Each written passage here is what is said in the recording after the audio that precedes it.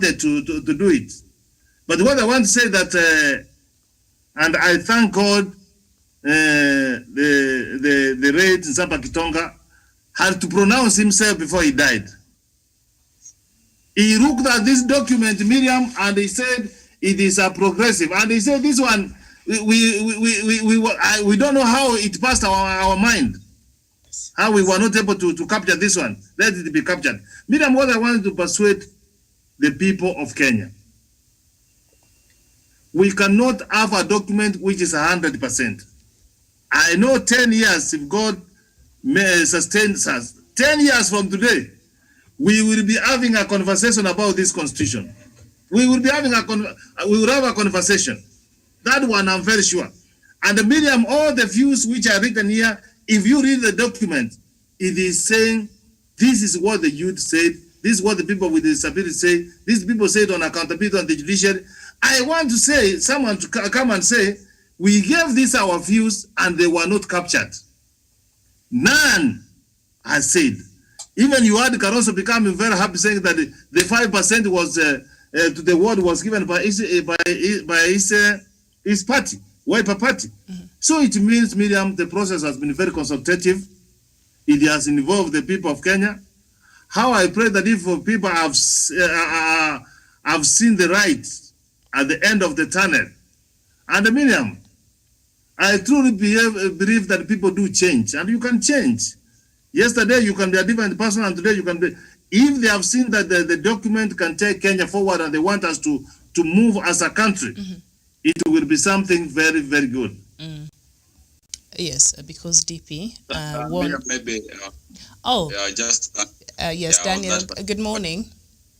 Good morning, Miriam, and the rest of the panelists, Kidi and Professor Jared Onyara, and of course Javani Nanyuki. All right. So just go straight to whatever point Professor and Kidi are putting across. And from my own perspective, from where I stand, I feel like the office of the Judiciary Ombudsman, it's something that is so much timely, in that we've been having a lot of complaints from Kenyans that the process of justice always has been flopped and sometimes lopsided when it comes to the hoi polloi of this country. And as Professor says, those were the complaints that the people of Kenya brought before the BPI task force.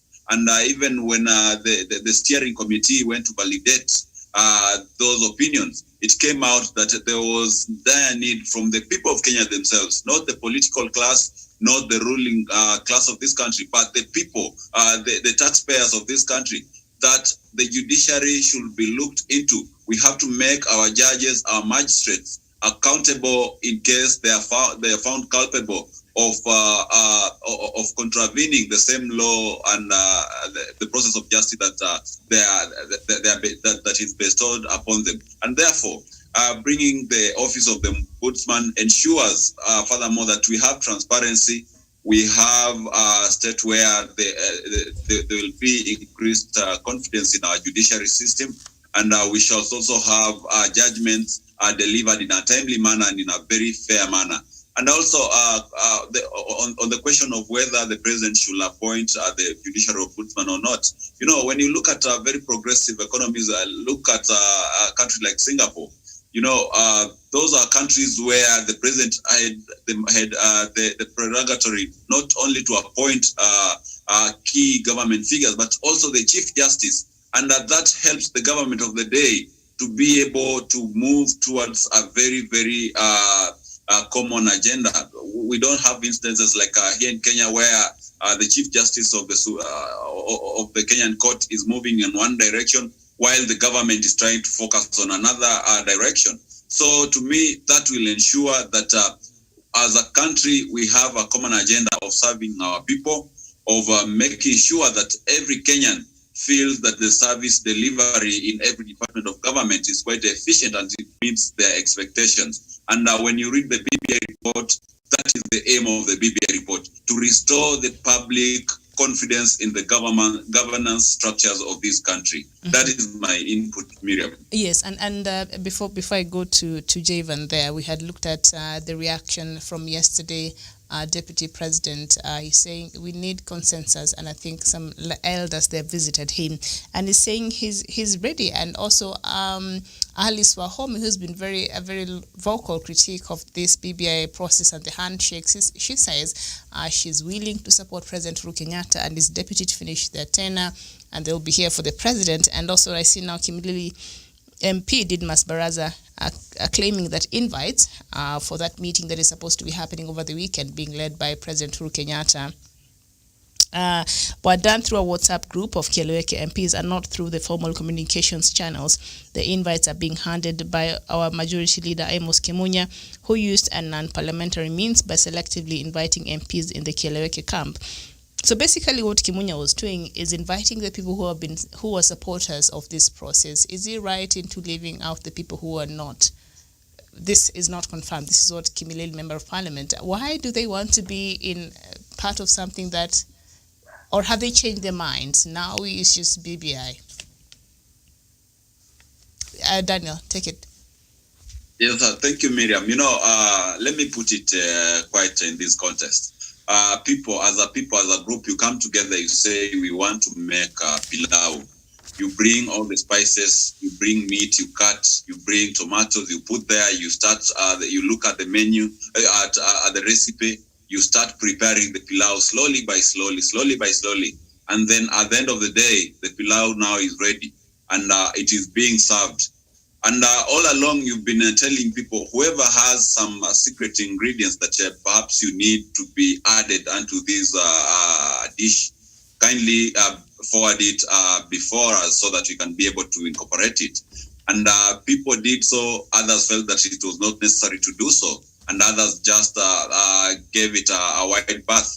So, and once now the pilau is cooked and now it's being served, is when now you run to the table and you say it was not supposed to be cooked this way. We need to redo it. We need to start the process afresh. It cannot work that way, Miriam, because when the BBI task force was moving across the 47 counties, when it held more than 93 public consultation forums, these guys never showed up to give their independent views, to give their divergent opinions, and to give whatever they desire to be incorporated in this report. So for them to come on board and try to now suggest that they are ready for dialogue, when that stage of dialogue has so long been passed by the timelines, it's really incredulous, Miriam, so to say. And I will go by what Kidi and Professor Jared Onyari said, that these are just delay tactics. These are tactics which are meant to come in and be able to bolster the entire process. So, to me, if the people who are spearheading BBI will allow these guys to come and hijack the process, or maybe give them an opportunity to perpetuate their ideas, then that will be done for BBI. It will not be able to take root. You remember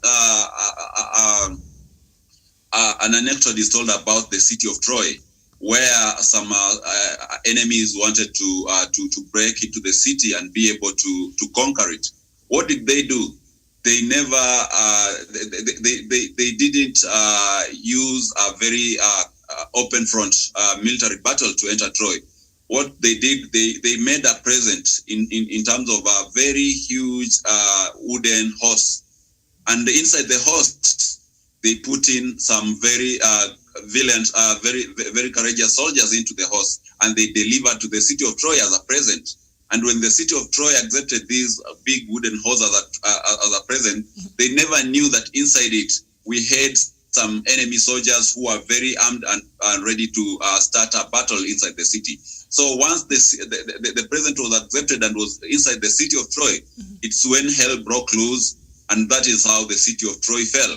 So to me, if we allow now these guys who have been fighting the BBI report to come on the table and be able to bring their divergent ideas long after the report now is ready, that will be akin to bringing the enemies at the center of the same document that they viciously castigated, and they rendered it to be not viable at all costs. So to me, I think the train has already left. And for for avoidance of doubt, Miriam, we are a democratic community. it does not augur well even with the international community when we have a question of a political question which each and every one of us agrees with it. We need to have divergent voices, and that is what these other sides should be. So no one is forcing anyone to support the BBI report. They can have their divergent voices. They can have an alternative opinion. So as it is right now, those who believe in the BBI and have read the report conclusively, let us progress in the same direction of supporting the report and drumming up support to ensure that it goes through. And those who feel that they have a divergent opinion, they can form their own camp and be able to bring these alternative voices to Kenyans and also advance their case. So that is what I think is a very best way forward, Miriam. So Daniel, you're telling me I should not bring the soy sauce once the pilau is ready on the table. I should just continue keeping it. That's what you're saying. The secret ingredient. Yes. All right. You either partake it or you I either give you when you're preparing the pilau or you just keep it. Not utaki kuongeza kwa meza. Or eat. Just been cooked. Utaki kuongeza soy sauce on the table. All right. Okay. Javan. Yes. Comment on the judiciary ombudsman. I think we had that conversation, and I would like to hear your thoughts from what Kidi explained. Okay. Okay, thank you very much. And I agree that now we have a legal mind here who is telling us the way things are and is bringing us into perspective. And I quite agree that we need these judicial ombudsman that will ensure that we have accountability, because some of these judges, they act and they go for a case and they make a judgment and a conclusive judgment that is not fair. And now we'll have an independent office where Kenyans will run to. And this will ensure that even if a judge mistreated you and given a judgment that was not fair, you have somebody who can go and look into that process and ensure that justice is served to people of Kenya.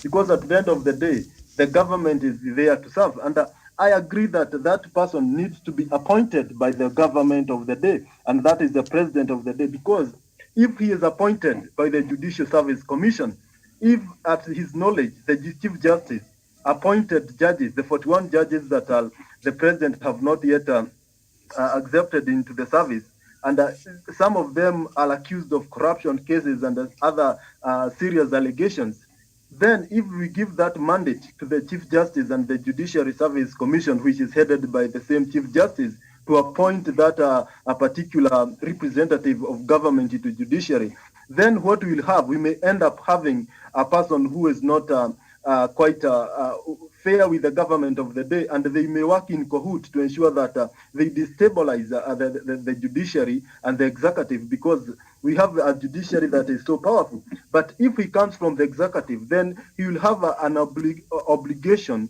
to ensure that he serves the interest of the government of the day. And we know that the interest of the government is to ensure that we have accountability and the services delivered to people of Kenya in the right way. Therefore, I agree with Kidi and Professor and Sini Wesonga that this person needs to be appointed by the president, because at the end of the day, it is president who appoints even the cabinet secretaries. He is also who appoints the name of the Chief Justice to the parliament to be in office. Therefore, I agree, and we need that independent office, so that if we had such a kind of a thing, and in the contested 2017 election, maybe before we go for that process of re-election or so on, run-up election, then the people who feel dissatisfied, maybe they could go to that particular independent office, and maybe something else could have, another judgment could have come in, courtesy of that input from that particular independent office. And that is my take on that, and I agree that we need a constitution that works for its people. We see another day, the Chief Justice was almost destabilizing this nation by coming up with the dissolvement of the parliament. Therefore, we need these powers to be checked, so that people will not act from bad faith. If they act with bad faith, if they join some of the political players, and maybe those political players who don't want the government of the day flourish or accomplish its legacy. Yeah. All right, thank you so much there. And on this standard, we've been looking at the week that was, but also the newspaper review that carries almost everything that we've been talking about this week. But I'll still come to all of you. Each will give me something that stood out for you this week, so prepare that. And on the Standard newspaper, there's something on the side here. First of all, the main headline says Raila goes for IEBC and clean sweep. ODM leader Raila Odinga condemns Chebukati's team for blotting the referendum and demands their exit. This comes a day after President Uhuru Kenyatta signed a law paving the way for hiring of new poll commissioners. And on the side there, ODM falls in love with Obado again. And ODM party drops plan to impeach Migori Governor Okoth Obado, who is facing corruption charges in court. The party unsuccessfully whipped MCS to kick out the county boss in August. So let's just look at this IEBC, because over this week, IEBC came out with its own prescription on what it thinks are the changes that should be included in the BBI report that will look at some of the elections problems you're having. So they came with their own proposals there. I don't know how you prescribe your own, I don't know, but IEBC came there with some, and we talked about it here. So Professor, Raila is annoyed that IEBC is quoting a lot of money. He's quoted here saying the 40 billion Kenya shillings the IEBC is talking about is not only outrageous, but also a manifestation of the institution's insensitivity to the changes Kenyans are crying for in the management of public affairs. So, Raila has been very consistent in his claims that whatever money IEBC is saying will be needed to either carry out a referendum or another election, it will be, they're quoting more. And Raila has always insisted, no, we can do this by this less amount of money. This conversation on IEBC. Miriam, thank you for that good question. And you live in Kenya, I do live in Kenya. Kenyans don't want those three commissioners in IEBC there, Chebukati and these two Koreans.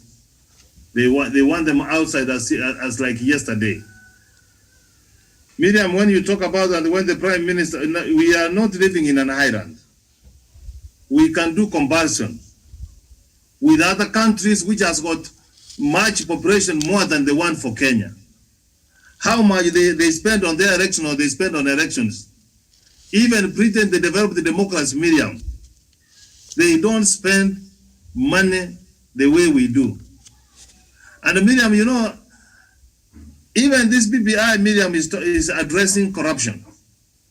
That is the ugly face of corruption you can see in the face of Chebukati. And the moment this country will learn to make the cost of doing things cheaper, the better. Miriam, see what happened, and I want to address corruption because that's corruption at work.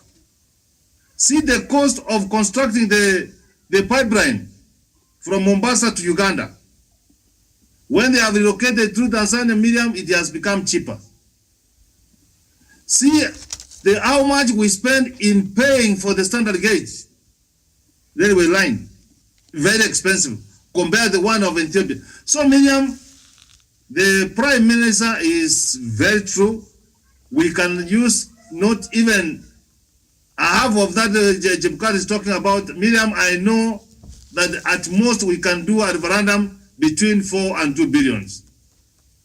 Even he's talking about the revelation which has come forward, Miriam. They even pay the security officers who are on duty, who are on the payroll.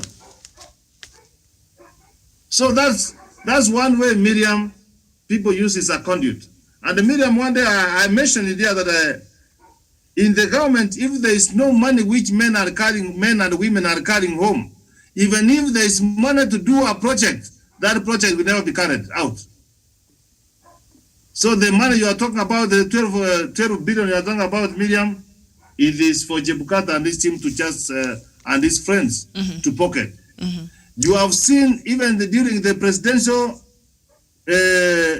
petition in the Supreme Court, Kidi will tell us, Miriam, in a week, you will see a IEBC paying 300 million or 600 million, Miriam.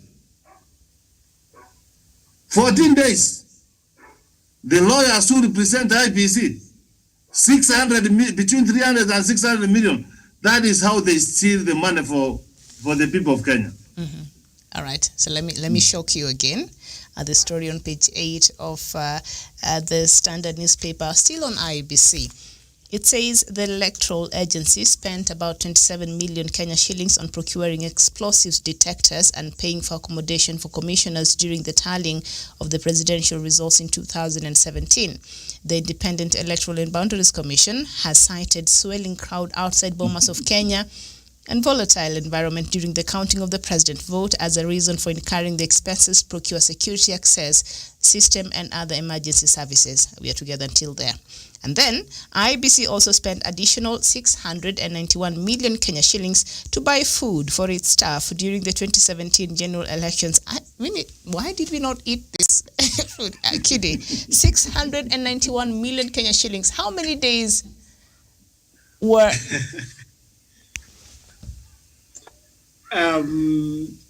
Miriam, the good book reminds us that we do not judge others so that we shall not be judged. But I will say this in regards to the IEBC saga and the general civil service in general. If you look at President's war against corruption that started in 2018, and that at some point was frustrated by the disconnect between the investigative agencies and the judiciary, you will realize that a lot public service in Kenya today is guided by a short-term thinking that rewards greed and mediocrity, so that people look at opportunity to serve, for instance, as IB commissioners, as an opportunity to line the pockets. 600 million spent on food, within 14 days. 300 million, if that is not greed and short-term thinking, tell me, what is it? So I think that is part of the menace that we are seeking to cure through the BBI, because I've heard people say that those things can be done even without BBI. Those people are not appreciating the oomph that a political goodwill would bring into the fight against corruption. And therefore, when we have a prime minister in parliament who is mandated by the president to ensure that we fight corruption effectively, and given proper mandate. And then we have a president, of course, who is in the State House and does other things. It would go a long way in curing this menace. Mm-hmm. So in a nutshell, I would say it is the short-term thinking that rewards greed and mediocrity. Mm-hmm. Thank you. So Raila might be making some sense here, because when we read this story and our records, page 8 of the Standard newspaper, records revealed that the commission paid Bomas of Kenya about 70,495,162 payment voucher, it's there, and then included in the payment were charges for security systems, which I don't understand why, because I think the government of Kenya was offering that security, and then accommodation for commissioners and hire of projectors, which were higher than the negotiated contract rates. This resulted in an overpayment of, guess how much? Overpayment of 27 million. 482,162, which has not been recovered to date. Come on now. Now, members of the committee chaired by Uganda Member of Parliament Opio Wandanyi asked why the commission decided to procure security services which were being provided by the government, and everything at the IEBC is always an emergency and negotiations. I saw General Service Unit officers manage security at Bomas of Kenya. Since when did IEBC start procuring explosive detectors? Post Garissa Township Member of Parliament Aiden Duale. Because I was at the Bomas of Kenya, I was reporting from there. All I see was government security apparatus in charge, because this is a very important national exercise. So IEBC paid their own security, and there was an overpayment of 27 million. Karanja. Thank you, Miriam. And this is something that is affecting our nation in a very serious way. And when we have these reforms, courtesy of the BBI, what we want to do, we want to bring sanity into this kind of government institutions so that we have justice done and justice done for sure. You know, one thing that IBC is trying to portray to Kenyans is that they are being ill-targeted, and that's something that is very bad when it comes to from the chair of the IBC. And number two thing that we must agree is that IBC have focused much on IBC of having reform. The BBI have focused much on IBC in regard of having to have those reforms that will ensure that we have a credible electioneering body. And they proposed that the commissioners that are in office to be vetted again. I think that is where the Chebukati has a problem with, because these people have integrity question, and when they hear that they will be vetted again so that they can continue serving in their capacity, then that one must give them a problem, and they must be worried. If all those corruption allegations are there in IBC, and these people will go into public and go through that process, a validation process, whether they are fit to be in office again, then you see they must be worried. And moving forward, we need the IBC that is well structured so that we have a credible election. And the body that we have now, it can't guarantee Kenya a credible election because they have already taken sides.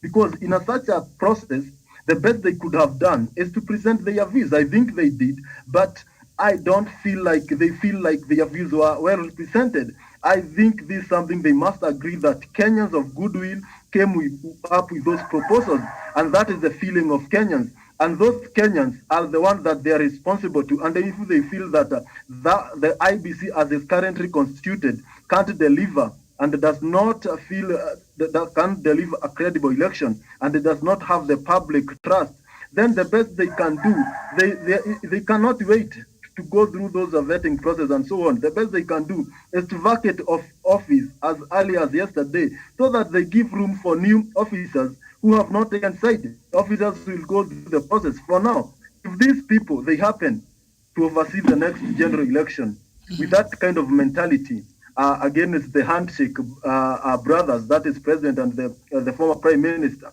and the one of them happens to be a presidential candidate, what will happen? Do they meet the public trust that they deliver a justice to that particular individual? Therefore, this is something that we must deal with it once for all. And as BBI is saying, let's screen these institutions that are not serving public interest, that have not public trust. And you see, IBC in 2017, after nullification of the presidential election, it had some issues that the court ordered them to meet, but they didn't do that. Therefore, this is a commission that is not serving the interest of majority of Kenyans. And Chebukati should not be worried that the BBI referendum will be expensive. Nothing is expensive when we want to heal a country. Nothing is expensive when we want to bring all Kenyans together. We rather have an expensive referendum to avoid all the kind of hula balloons that we experience after a general election or when we near a general election, so that we'll save a lot of money and we'll have a stable economy and a political stability country that will ensure that we have investors from outside country and our people will be able to continue with their business as normal. Yeah, thank you. All right, so now you understand why Raila wants IEBC team fired over the 14 billion budget. Kenya, they still have a nerve to ask for a lot of money, but now we see what this money does.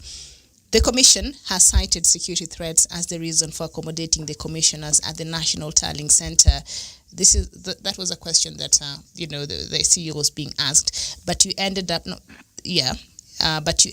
having them spend the night outside Bomas of Kenya. Why couldn't they just go and sleep in their homes? And perhaps the government would have offered them the security they needed. So IBC had accounted for about 27 million Kenya shillings that they used for procuring explosive detectors and also for accommodating the commissioners who they were saying they're going to accommodate at the Bomas of Kenya. And then later on, apparently they did not even sleep at the Bomas of Kenya. They had to sleep I don't know where. So they were being asked, if they did not sleep at the Bomas of Kenya and they went to sleep elsewhere, why couldn't they just sleep in their homes? And I'm sure the government has and had the capacity to provide security for this commissioner, because we understand whatever they were doing was very sensitive and they required perhaps government protection. And then 27 million cannot be accounted for, was overpaid. Daniel. Yeah, thank you, Miriam. And of course, I've been listening keenly to the rest of the panelists giving their opinion on the IEBC.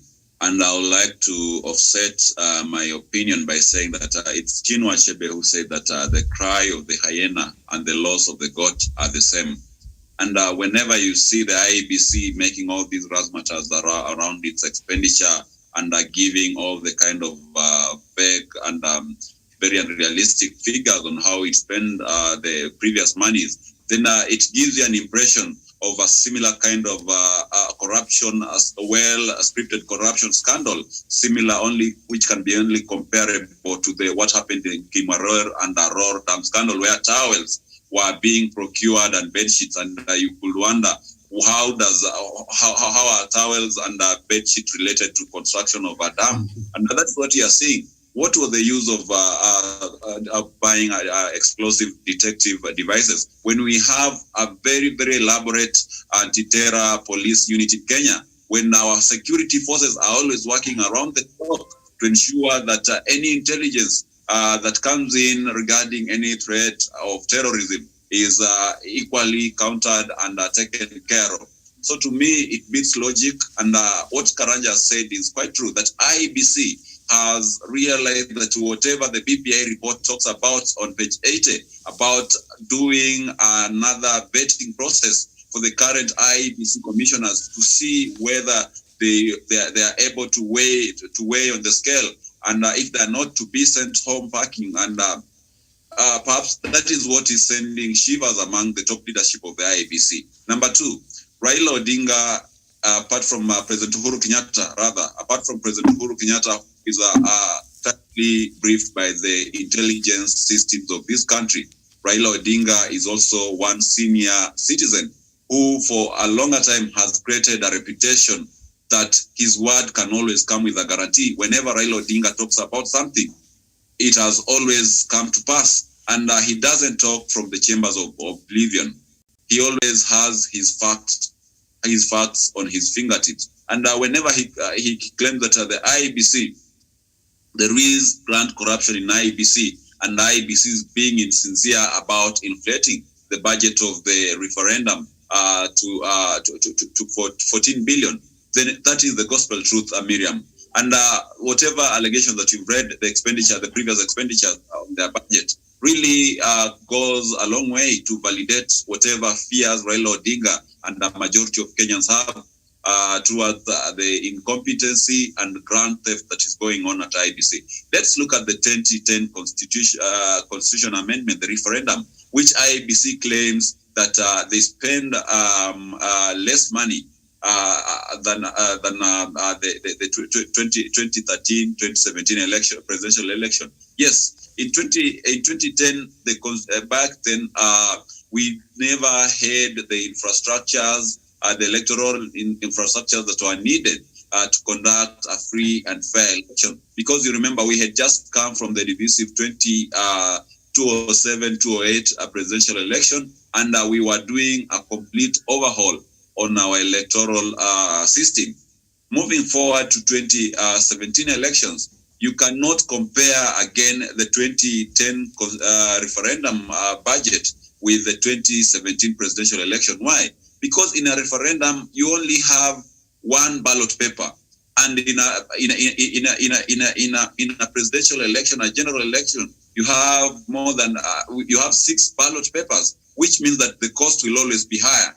Now, fast forward, coming back to now the proposed 2021 referendum expenditure, you cannot, Miriam, by any stretch of imagination, expect it to exceed whatever was spent on 2017 presidential election. Why? Because we already have the existing electoral structures in terms of vote transmission, in terms of the labor force that is supposed to be there to ensure and to oversee the election, to make sure that it is free, fair, and credible.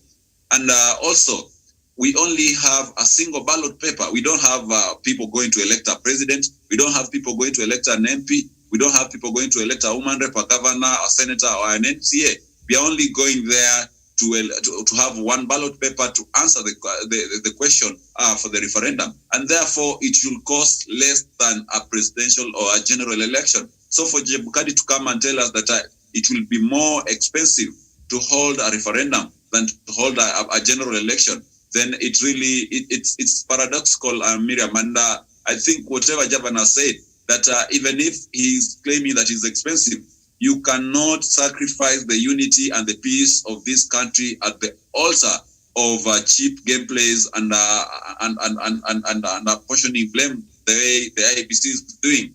And for God's sake, the IEBC is the referee, and when it is subjected to matters of integrity and transparency, let it not come out crying foul, but rather let them surrender to the relevant bodies that are supposed to be able to countercheck them. And when they are found to be not guilty, they'll be exonerated from all these perhaps malice that are facing them. But if they are found to be not far-reaching, then it is our duty as a country, our duty as a people, to ensure that Chebukati, Bomu, and Guinea and all the other top leadership of the IEBC are sent home packing for the peace and the prosperity of this country.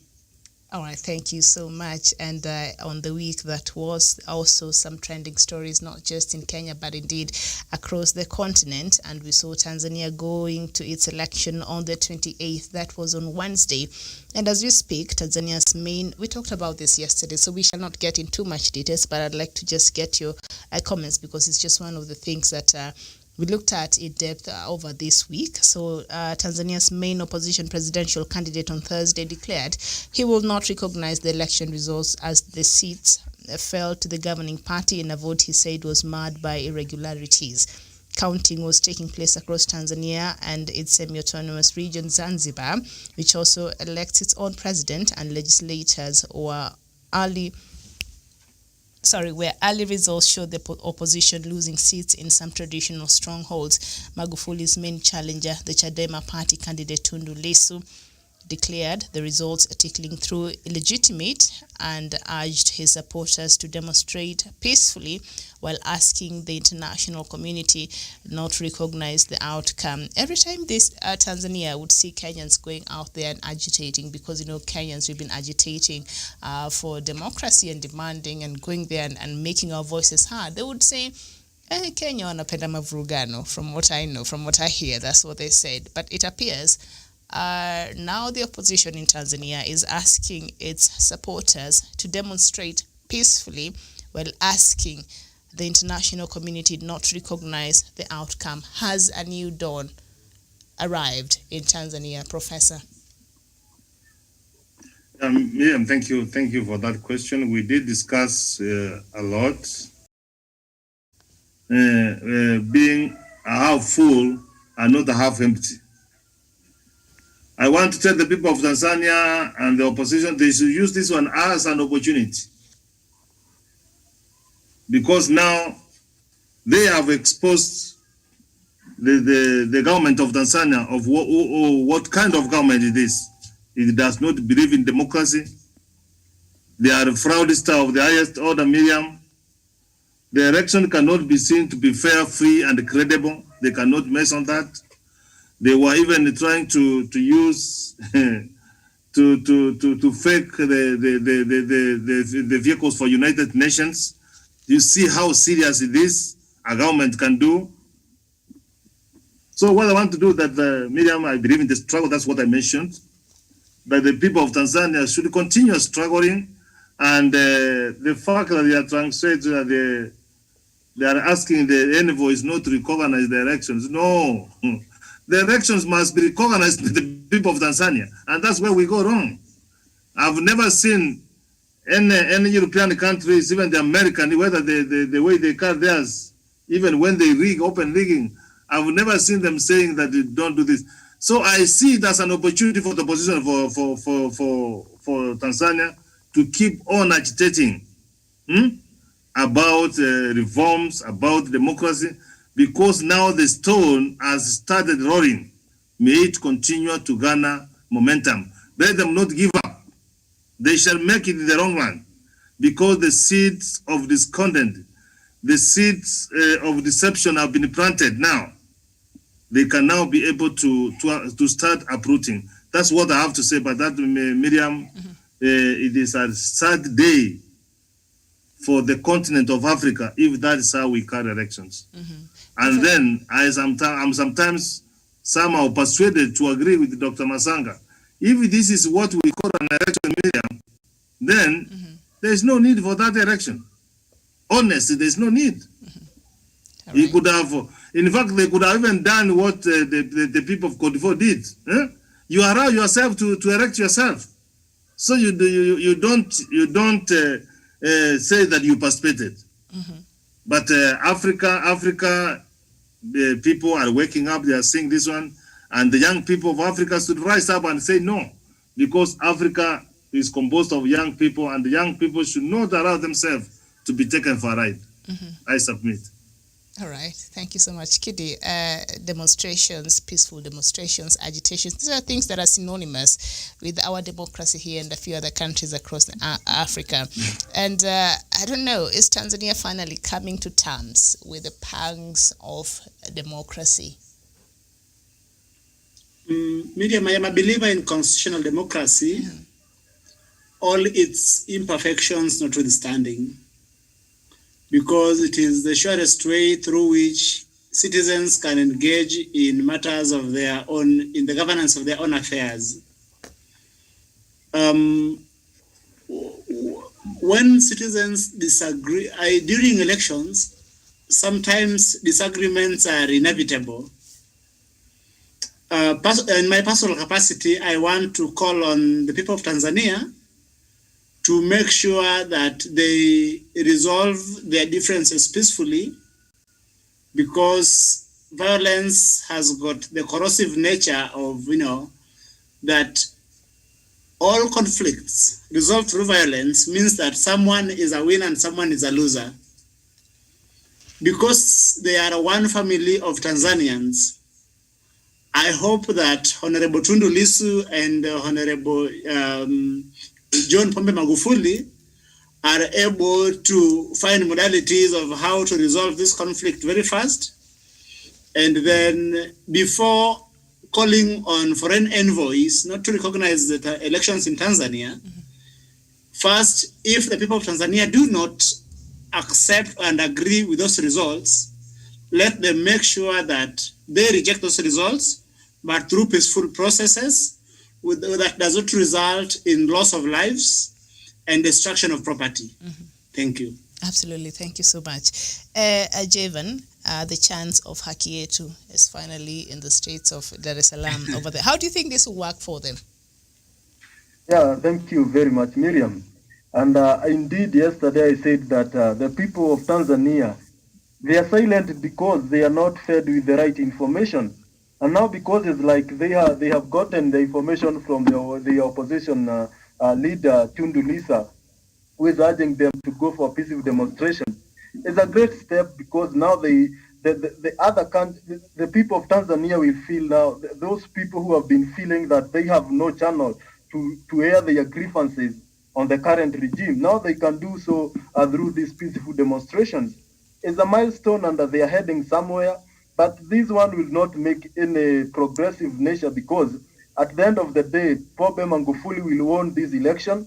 And as we know, the character of Magufuli is one man who you cannot go threatening like that. And it's just a matter of time before you hear that the opposition leader is somewhere in a court waiting to be waiting for judgment for causing and disrupting the unity of people of Tanzania. Therefore, Tanzania is a country where people have been intimidated, and their social justice is not well represented, and human rights have been violated.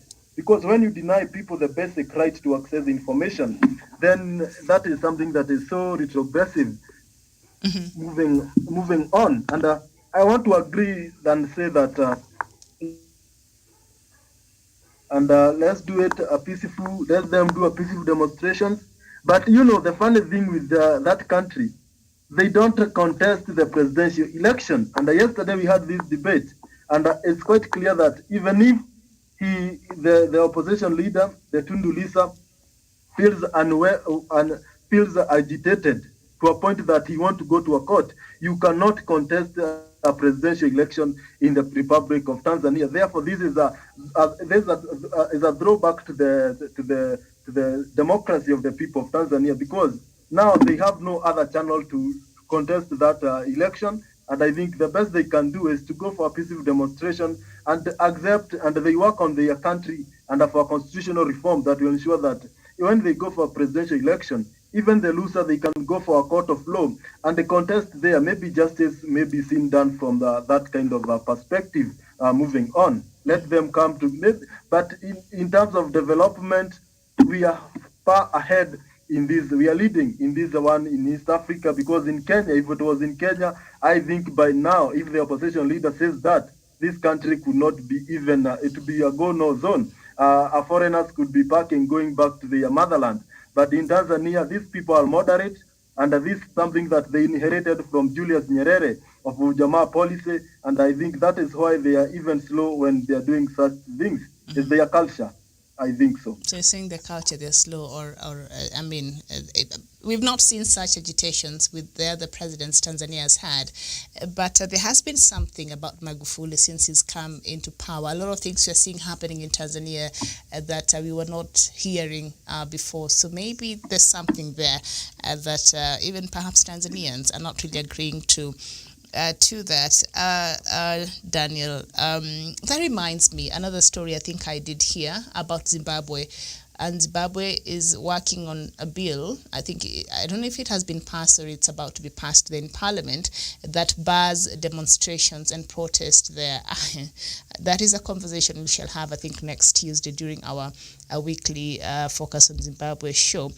But Daniel, what is happening there in Tanzania? Is it setting us up for what to be expected in future, and is the pangs of democracy finally catching up with the people of Tanzania?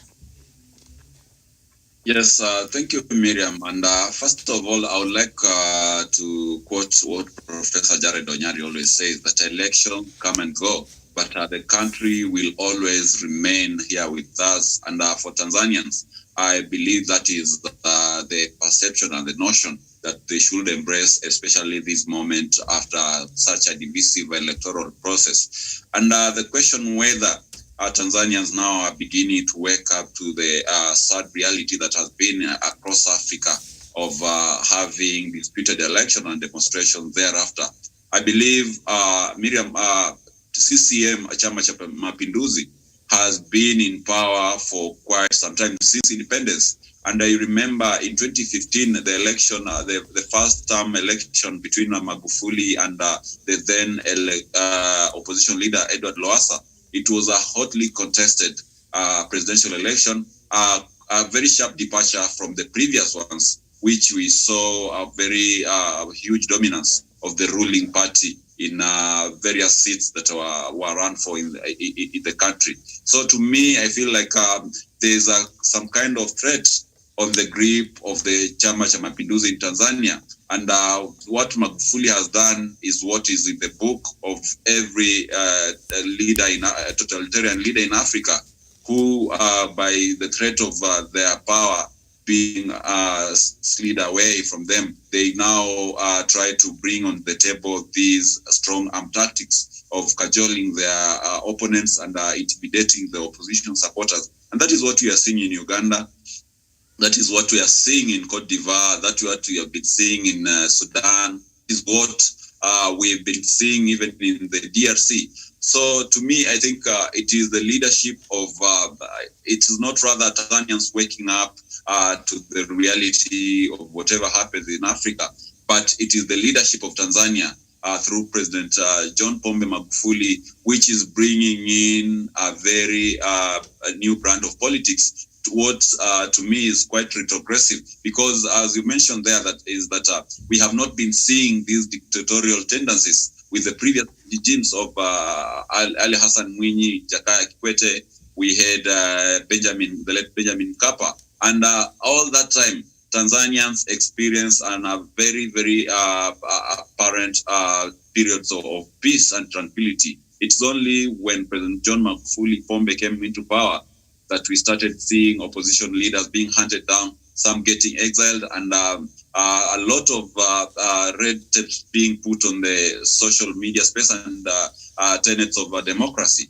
So to me, I think it is the leadership which is taking a paradigm shift, and it's taking this shift in all the wrong direction. So that will be my perspective. And when you see the Tanzanians waking up and are now perhaps trying to engage in demonstrations, it tells you that these are very assertive people who believe in the roots of democracy, people who believe in the rule of law, and perhaps they have seen a problem with the current leadership, and therefore they need to stand up to the occasion and reclaim back to the values and the principles that Mwalimu Julius Nyerere was able to preset during the independence. Thank you so much, Okot Albinio. So you're watching us from Juba, South Sudan. Thank you. I've been waiting to hear some development in terms of the the revitalized peace agreement implementation there. Some information has not been very forthcoming. So if you have anything there for us from South Sudan, you're welcome to share. I want to know what President Salva Kiir is up to in terms of especially the security of that country. So now our last story comes from Nigeria. Of course, what has been happening from last week and the other week in regards to the hashtag #EndSARS protest that also has claimed a few lives there, and Amnesty International the other day brought up a report saying a lot of those extrajudicial killings were done by the police and the security forces in Nigeria. But of course the government of Buhari is saying our security apparatus did not participate in those killings, and yet there is evidence, even videos, that captured some of those killings happening. But now, in the morning, I bumped into this very interesting story that now changes everything. So here we go, in regards to Nigeria and the latest protest there. The UK government provided training and equipment to a notorious police unit in Nigeria accused of torture and extrajudicial killings, one of Boris Johnson's minister has confirmed. The Minister for Africa, James Dundridge, admitted British officials had trained officers from the now disbanded Special Anti-Robbery Squad SARS between 2016 and 2020, having initially denied any ties. In a letter sent to Labour MP Kate Osamor on Thursday, the minister said SARS officers had participated in training designed to improve human rights training on public finance and community policing workshops. He also confirmed radio equipment was given to Nigerian police, which was then used by SARS. Now, Mrs. Osamor, who had demanded the UK government reveal any ties to SARS, told the Independent newspaper in the UK, "It is shocking that in the middle of a global protest to end SARS, our government appears to have had no idea whether or not it was funding those very units." Okay. Now, the MP said she had been told categorically by the minister earlier this month that no funding ever made its way to SARS units, so the UK government was lying. The government has now been forced to admit that it has not only spent millions training SARS, but also directly supplied them with equipment. She said the government now needs to explain how and why it ever felt it was appropriate to train and equip security forces which were known to have taken part in the torture and extrajudicial killings. And my question to all of you is, should we hold the government of the United Kingdom accountable to what is happening and what we're seeing right now? Professor, as we conclude. Miriam, are you shocked as I am shocked? You should be able to read the history of a country. If we don't read history, we are condemned to repeat the same mistake. You know, Britain was a colonizer. It colonized Nigeria. Nigeria was their protectorate, Kenya, and many other countries. And they violated all manners of human rights. The fact that we are under the grab of the Commonwealth, which reminds us of the colonial things that they did, and it's just behind us. And I don't know whether you had this privilege of seeing a clip on how they were arresting a Kenyan teenage who had a mentally problem. I don't know whether you saw it around how the policeman handled him. About a week ago, yes. You saw it? Very disturbing, yes. And those people the family was crying for justice, and even our High Commissioner to UK was involved. You see how those policemen were trying to do. Those are the kind of people you are talking about. So they will never be accountable, Miriam. And you know why the Western countries are after Nigeria. It is their resources, oil to be very precise, Miriam. So Miriam, honestly, the member of parliament has asked, but I don't expect accountability from the British people. When it comes to their interest, Miriam, they apply double standards. And those are the double standards. You can see what the SARS have done. They have violated all the human rights. And Miriam, those kind of violations are the things which can be tried before an international criminal court. So if Amnesty has come out with the report, I expect the rapporteur for the human rights of United Nations, they carry a report and see if indeed there is a violation for human rights. Let Buhari and the people responsible be tried. But asking for pretend that they will be very accountable, they have never been accountable. They will never be. And you can remember what happened. It is between the United States and the UK, which combined the two of them, and they were able to attack Iraq, Saddam. So there are some of the things which the United Kingdom does with impunity. Mm-hmm. That's what I have to say. I would never expect that there will be any accountability. All right, I don't want to waste much time to say that there will be accountability. Let's hear from the legal mind. Maybe perhaps hear from Kidi tells me. But they should be able to appear. The perpetrators of those who have violated the human rights mm-hmm. should be charged mm-hmm. and be held accountable. Mm-hmm. Miriam. So Kidi, the United Kingdom, government trained and equipped SARS, which now has been disbanded since a couple of days ago by President Muhammadu Buhari in Nigeria. But the government of UK has been very hush-hush about this matter, and now they lied. Even they're not the ones who trained SARS or the ones who've been funding. But now they've come out and said, okay, we've been caught, and yes, we've been directly supplying them with even equipment. And it's not the first time that there has been protest about SARS. This has been happening over the last few years, and the UK has been very quiet.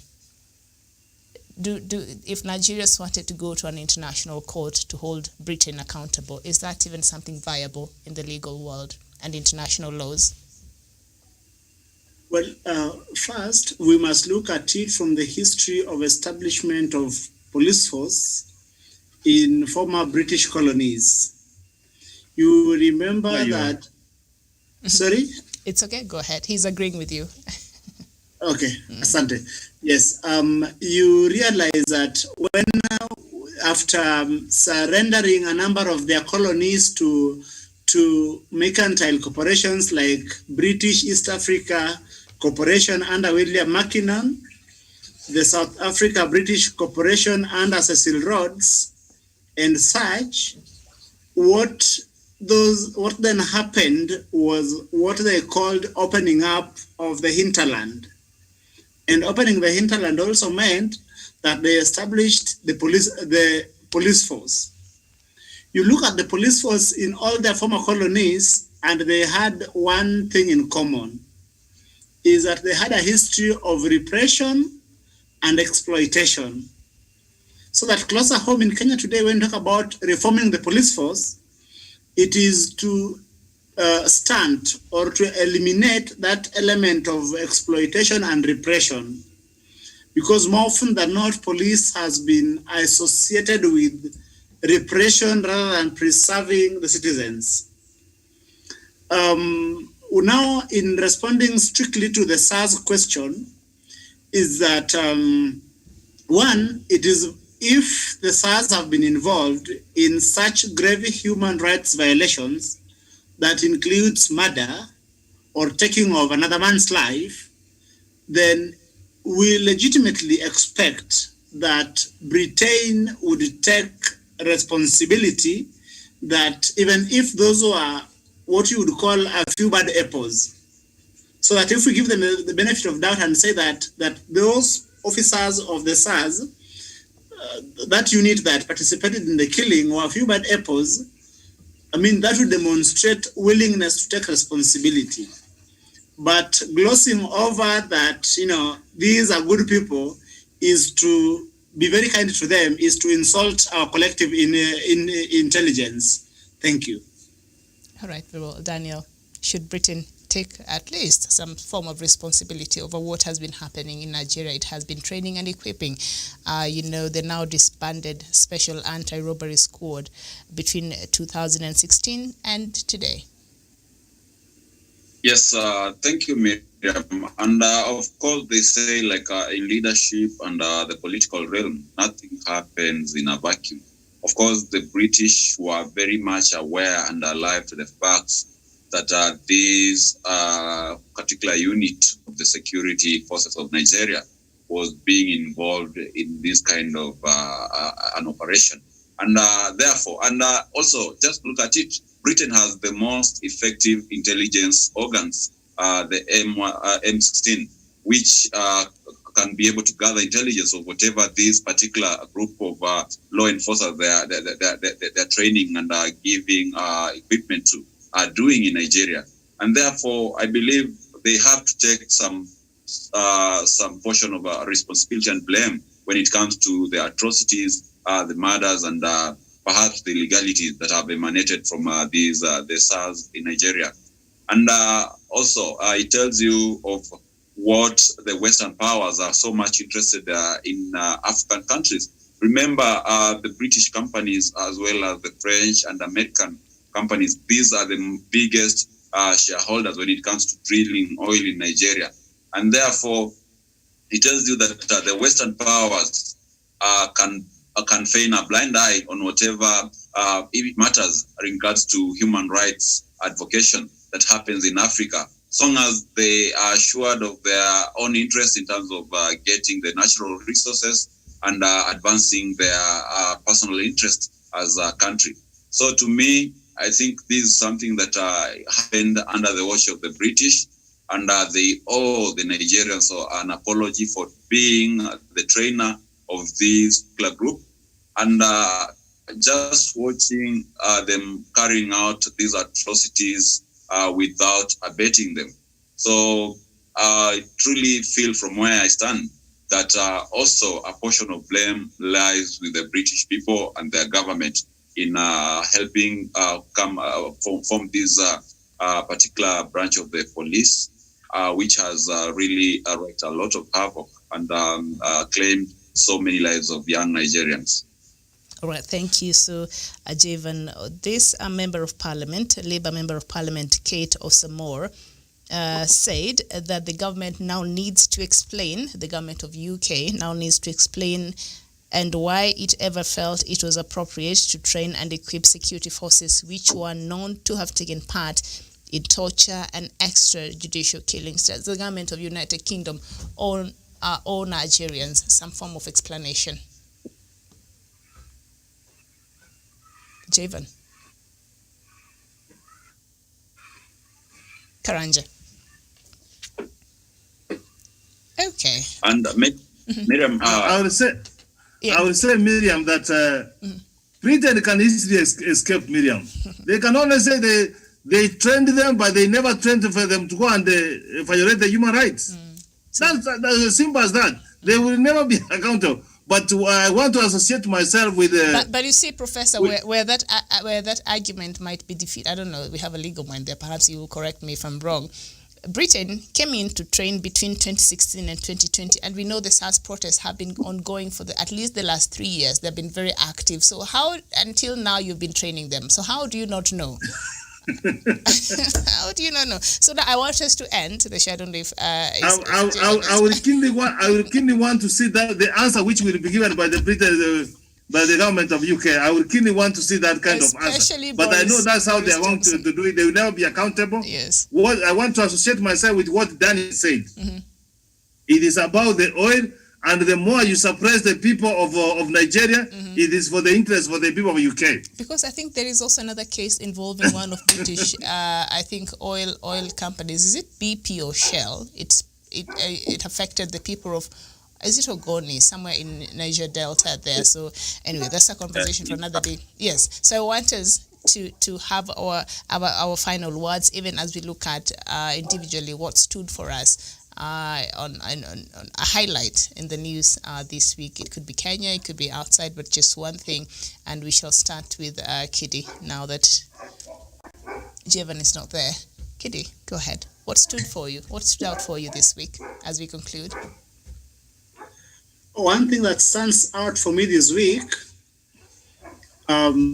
is that domestically, we have got the process of remaking our country and repositioning it to respond to the challenges of the present. Regionally and internationally, the Tanzanian election stands out, and I hope they find peaceful means to resolve their differences, because elections are not, is not love. Differences shall emerge, but they must resolve them peacefully. Mm-hmm. Thirdly, the United States is going for elections, and in a short while, they are going to have a new CNC. Since, let's say, the emergence of global terrorism, especially after the overthrow, the Shia revolution in Syria, and then the bombing of 9/11, America demonstrated leadership in responding to global threats. And when the world was threatened by what was called the economic meltdown of 2008, we saw leadership.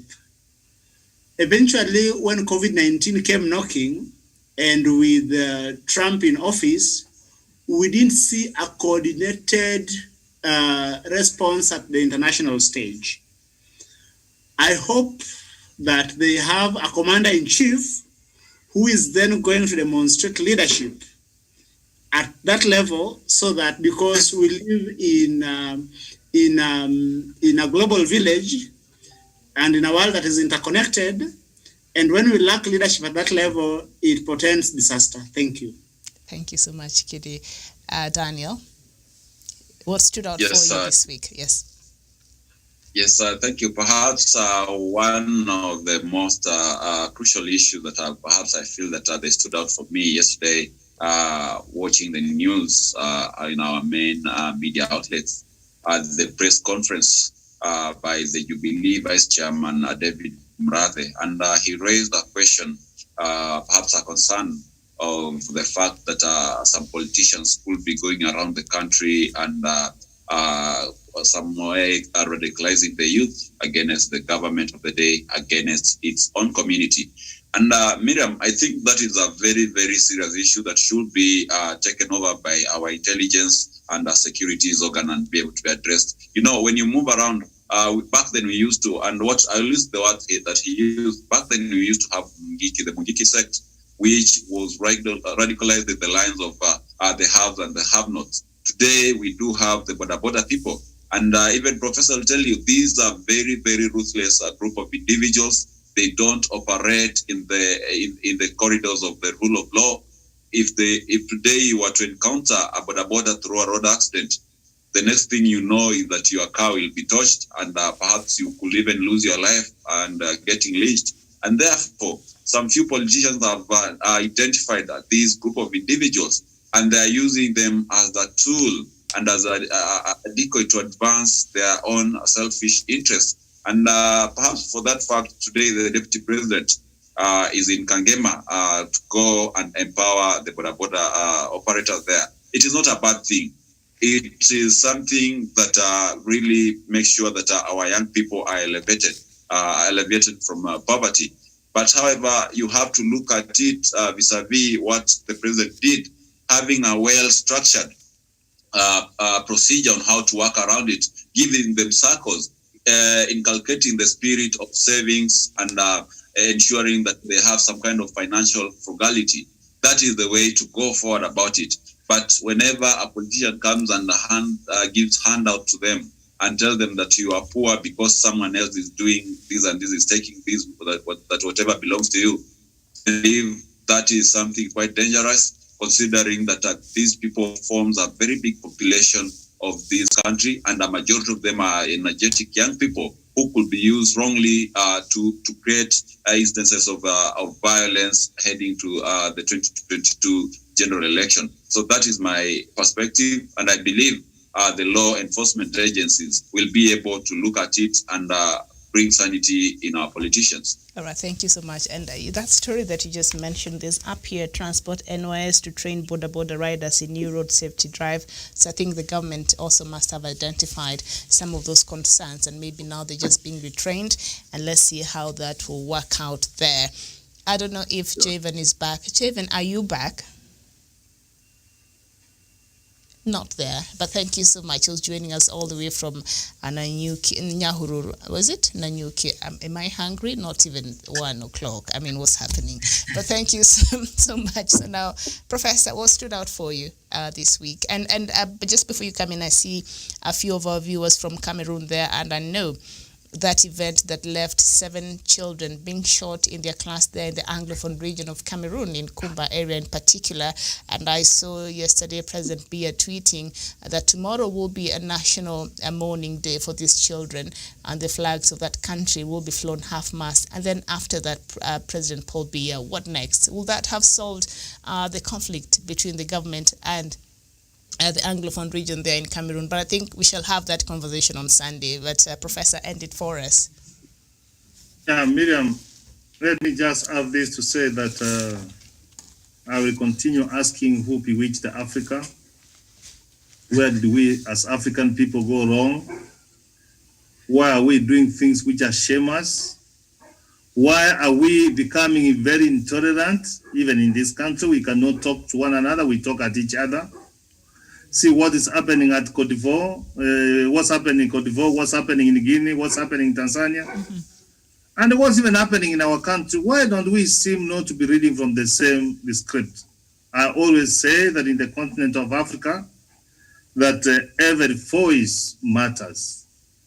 1.2 billion people in Africa, 1.2 billion solutions. 250 million people in East Africa, 250 million solutions in East Africa. 47 million Kenyans, 47 million solutions in Africa. This one will only happen, Miriam, that if we can have an honest engagement. If we can have a honest conversation, discussion, we can have an honest debate, Miriam. This is our country. We can be able to decide what happens to our country. East Africa is our region. We have to decide what happened in East Africa. Africa is our continent. We should not be able to expect anybody to come from outside and build Africa. You have heard the leader for the opposition from Tanzania. This is trying to say, he's telling the European Union envoy that don't accept the results. The result will be accepted by the people of Tanzania and have a conversation. Yes. We must be able to remove this colonial mentality that solutions must come to Africa from outside. So as a country, as Kitty said, in our country this week, we were able to launch BBI. We received the report. More engagement is going on. Let's continue talking to each other. Those who are seriously and honestly want a consensus so that we build our country. Miriam, I always say that we have got a continent to take care of. We have got a region to take care of. We have got a country to take care of, and nobody.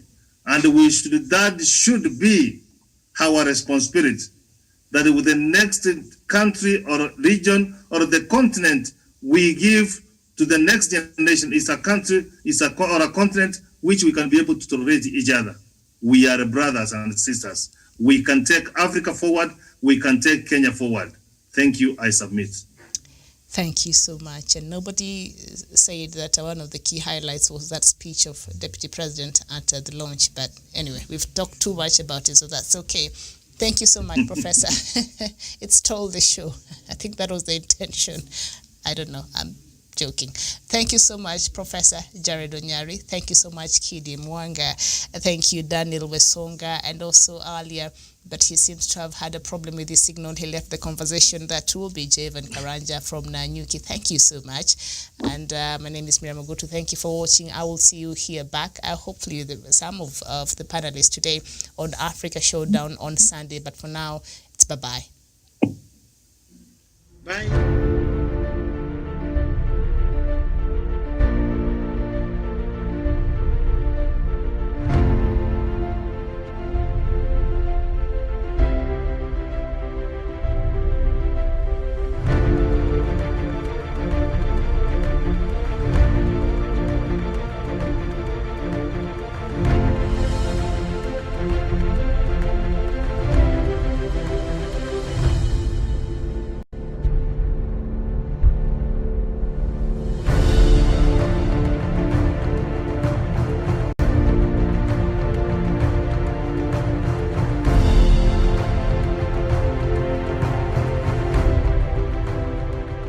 Peace must be our goal and our guide.